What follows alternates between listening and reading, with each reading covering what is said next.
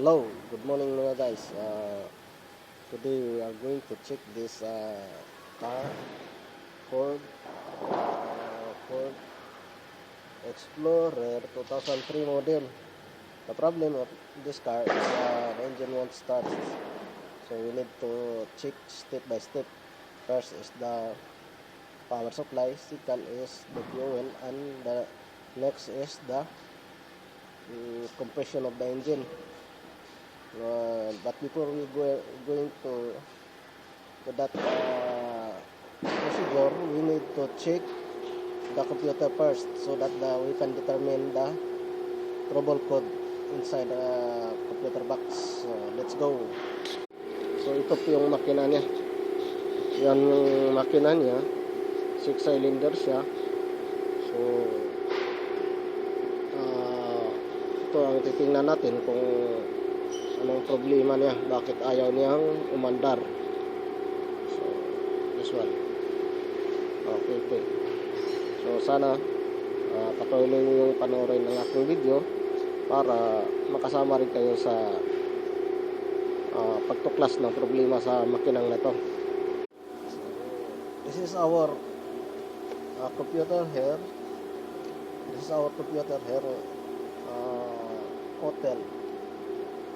Hotel Maximus.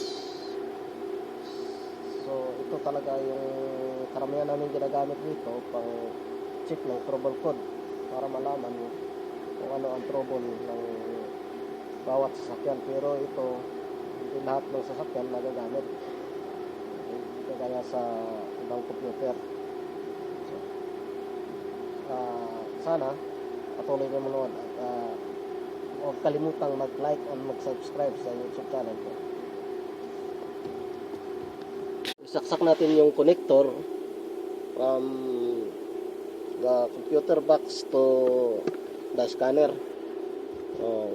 Itong side na to, doon isasaksak sa ilalim sa may pedal, at saka ito dito sa computer.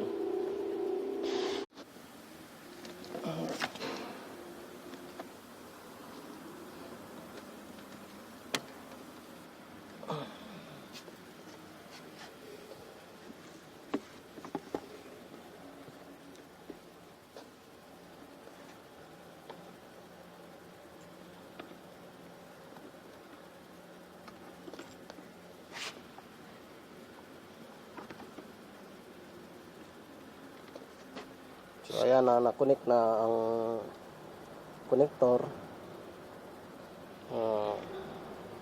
from computer box to the scanner. So may power na siya. We are going to switch on the power. Yan, switch on. Okay, switch on na siya. And then ito is i-on din. Yan, loading. So ito pa yung lumabas, no? Ganina pagka-on, itong lumabas.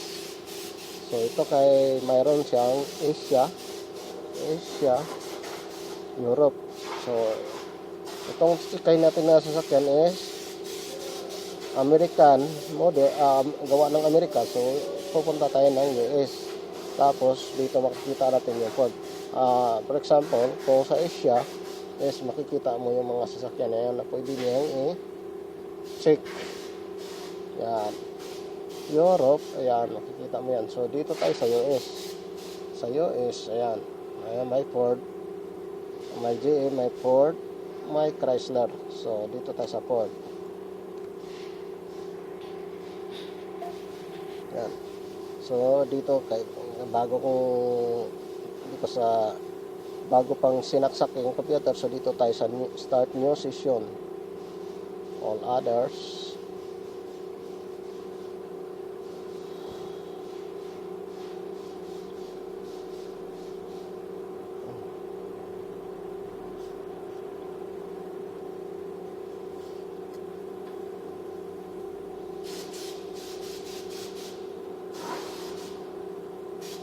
Yan. So Vehicle Explorer engine type V6 SOHC. Capacity 4.0 liter. Transmission automatic, fuel type gasoline. Emission level is 50. State emission. Is this correct? Correct. Ito po lahat. So correct. So dito ta sa yes.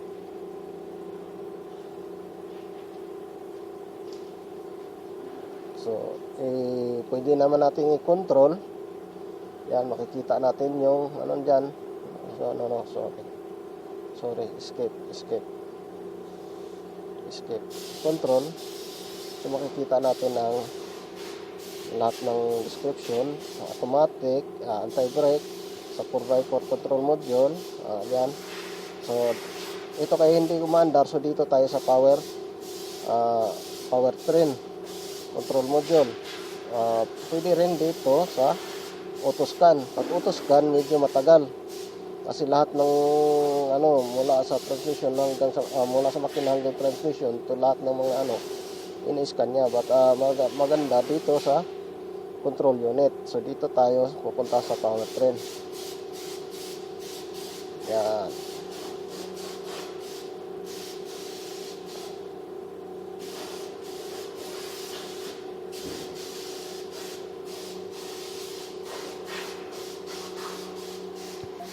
So yan.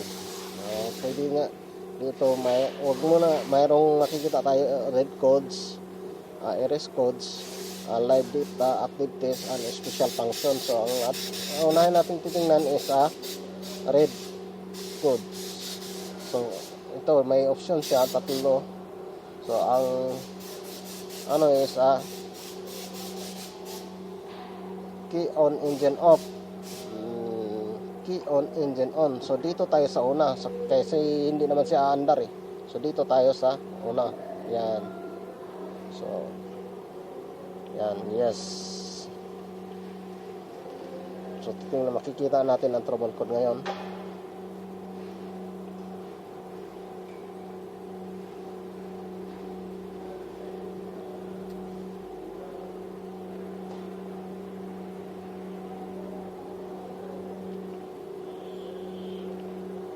Loading pa siya. System data initializing. Please wait. Loading. May lumalabas ng mga trouble code. Ayan. Ayan. Oxygen sensor. Ayan. Karamihan sa mga American car is oxygen sensor talaga ang so 13 volt code. So oxygen sensor pa rin. Yan. Map manifold, pressure sensor. So map manifold, pressure sensor. Yan.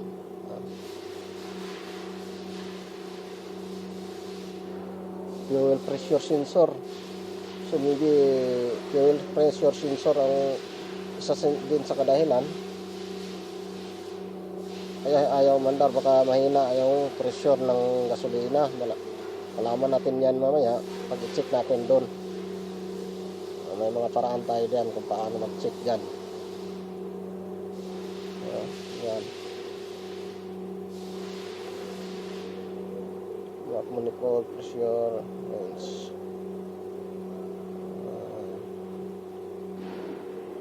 Okay, so yun na, nalalaman na natin yun. Pwede natin i-escape, tapos escape,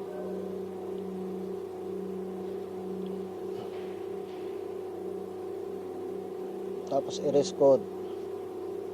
Yes.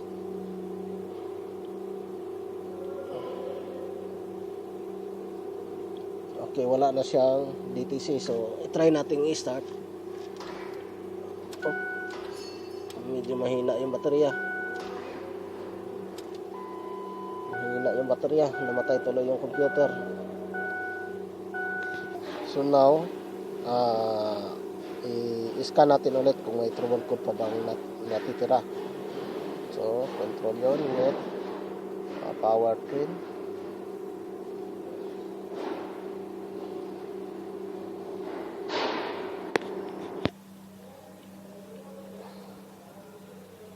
So, red code tayo.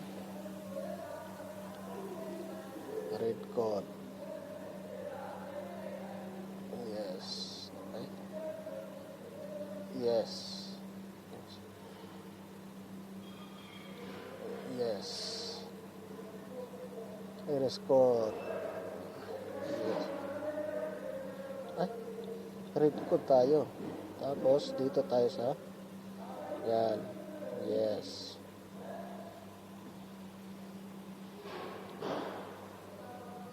Yes. Okay.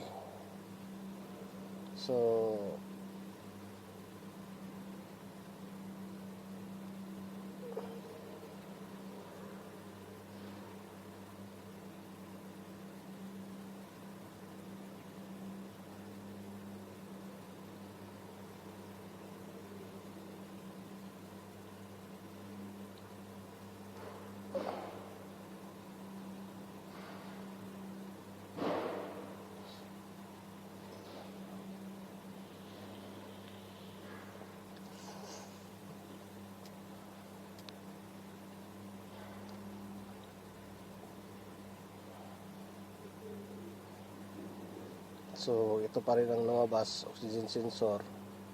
5 volts na siya. Oxygen sensor. Oxygen sensor. Oxygen sensor. So, yan. So, mga guys, kung mayroon kayong nalalaman tungkol sa problema nito, please comment down below. And don't forget to subscribe at huwag kaligtaang i-on ang bell button para ma-notify kayo sa sunod naman nating video tungkol sa sasakyan na ito. Salamat sa pag tanaw and enjoy watching until na matapos.